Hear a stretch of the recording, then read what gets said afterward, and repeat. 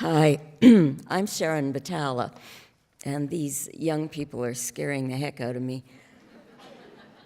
On the day 10 years ago my husband died, I was 2 weeks short of my 67th birthday, and I thought that once I got through the terrible grief at his death and the distress of having to leave the countryside where I'd lived for 33 years, I would still have many years ahead of me in which to have a wonderful new life. But what I didn't have a clue about was that I was about to be old, nor about what being old would mean to my dreams and desires. I suppose this is because, dreading old age with every fiber, I was in full denial that it would ever happen to me. And then, like most newly old people, shocked down to the soles of my feet when one day it did. On the day old age strikes, our host is pouring drinks on the terrace. The hot tub is bubbling and the sunlit mountains shine in their beauty around us. But our hearts are numb with permanently thwarted desire, our throats choked with longing for things we will never have again. And our future, we are sure, is too bleak to contemplate. We stare in terror into the abyss and ask ourselves, who am I now? Where am I going? What has my life meant? How I struggled in the face of all this as my body changed and grew more fragile, no matter what I did to stop it, and younger people started ignoring me or treating me as if I were a not very smart, obstinate child, all respect lost, to be replaced by indifference or rudeness, and I was having to cut away first this thing that I used to do and then that one. How on earth was I to find this wonderful new life? Of what could it possibly consist? This is what old people face. In the past, we all died at much younger ages. Old people were fairly rare and caused no trouble and were easy to ignore.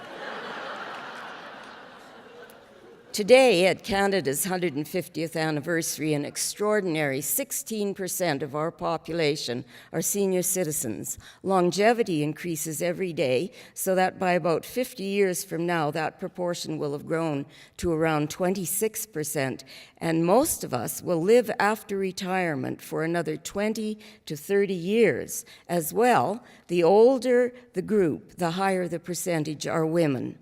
Suddenly, here we are on our 150th anniversary with a very large societal group to take into consideration that has never before that we know of existed on the planet. This is a serious challenge for us as a liberal democratic nation that values individuals, but also for us as old people who don't want to spend the many good years ahead of us staring out the window as a busy world rushes past that no longer has any place for us. The first and worst thing, both for the old and for our society, is the staggering ageism everywhere we turn. This belief, whether frankly articulated or merely an unspoken assumption, and in which we have to include ourselves, is that old people are useless, a drain on society, an inferior form of humanity. Every senior citizen has experienced the disrespect, the rudeness, the outright dismissal by younger people until we begin to feel that staying locked in our homes is the only bearable route, or else to move to a gated retirement community full of others like us. A second pervasive problem contributing to the wasting of the talents and abilities of the old is that Canada judges us in terms of the values, abilities, and desires of the young. By such standards, we can only fail. We are not failed copies of the young. We are a whole new class of citizens, and it is time for Canadian society to create a new framework out of which to view us, to genuinely honor us, and to begin to celebrate and use the virtually unique gifts the elderly have to offer. I'm talking about what we have seen and experienced that taught us what we often don't even know we know, and that the young do not know. For one thing, we can become, as Theodore Roszak put it, agents for change.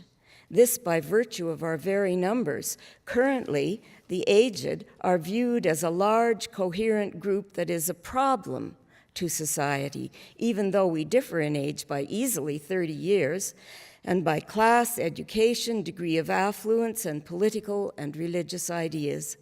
As agents for change, we could start by working to rid both society and ourselves of the pernicious ideas that constitute ageism and that allow the media and others to get away with derogatory remarks about us that we wouldn't let racists, sexists, or anti-Semites get away with, not out of pity or sympathy, but because we, the old, if hugely are a valuable, if hugely underused resource, and because as a nation we must find a meaningful role for the elderly, and with such a belief system everywhere, we can't. What is that role? I think we're formulating it even as I stand here speaking to you, and it is the old who are doing it and must be the ones who take the lead, because only we citizens of that kingdom truly understand it. It may well be that our days of quick wit, instant insights, and feats of brilliant memory so highly valued by the young are over, but our real intelligence, excuse me, and especially our true wisdom, which is partly dispassion and partly compassion, have expanded vastly in a way the young can't imagine. And as Roszak said back in 1998, if wisdom means anything at all, it means the ability to see through the illusions of youth.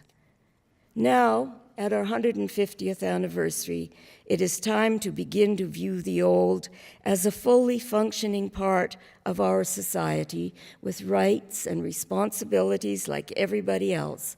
Canada can only benefit. Thank you.